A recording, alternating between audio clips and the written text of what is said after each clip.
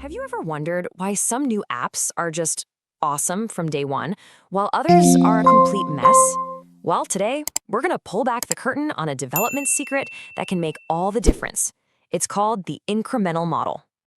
You know the feeling, right? You've been waiting for months, maybe even a year, for some big new software. The hype is off the charts, and then it finally drops, and it's clunky or full of bugs, or it's just completely missed the point of what you actually wanted. It's such a letdown. But it turns out there's a much smarter way to build things to avoid that whole mess.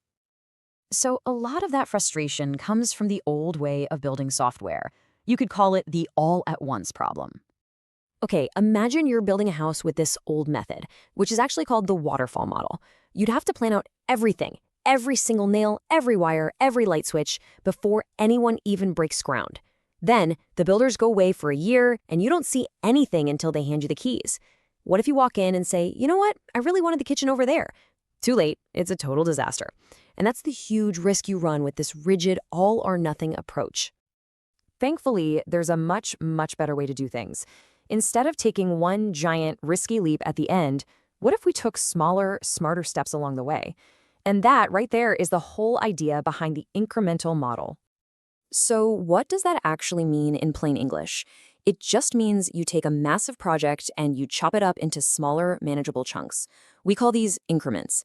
Each little piece is like its own mini project that you design, build, and test one by one.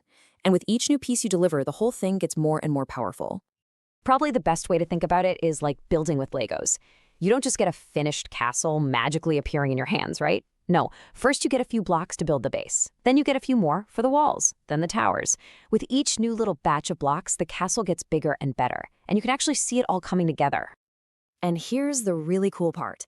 Every single one of those Lego sets goes through its own complete life cycle.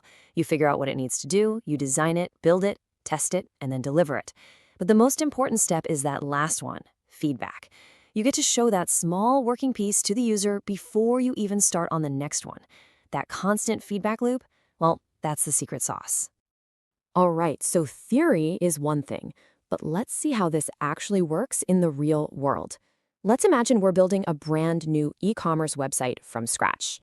So for our website, the very first increment might just be the login and registration system. That's it. We deliver a simple working feature that lets people create an account. Done. Then for increment 2, we add the product catalog so people can browse. For increment 3, we build the shopping cart. Next, payment integration. With every single step, we're adding another critical layer of functionality onto what we've already built. And this is where the magic happens.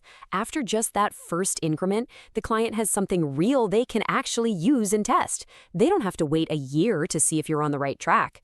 This means they can give you feedback right away, which helps guarantee the final product is what they actually need, not just what someone thought they needed a year ago.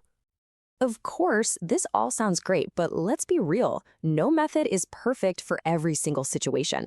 The incremental model has some amazing strengths, but it also has a few things you really need to watch out for. So let's break down the good and the bad. So on the plus side, you get a working product in your user's hands way faster. It's super flexible. If you need to change something, you can. And testing is a breeze because you're just focused on one small piece at a time. The risk is way lower too. If one increment has a problem, it doesn't sink the whole project. But on the flip side, you absolutely need a rock-solid plan from day one. Your overall architecture has to be really well thought out.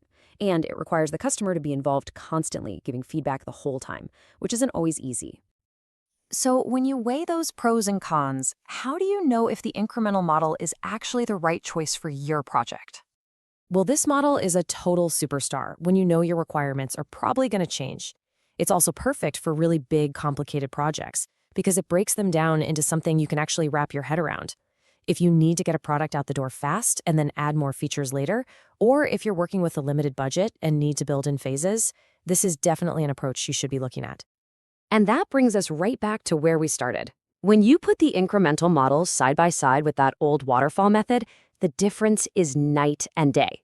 Incremental is all about being flexible and iterative.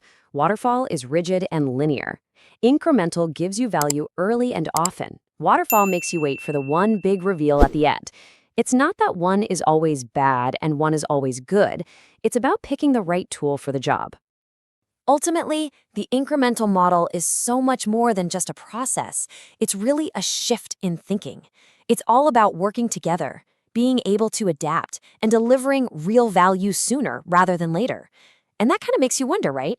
If we can build incredibly complex software this way, what other massive problems could we solve by breaking them down and building a better future one successful piece at a time?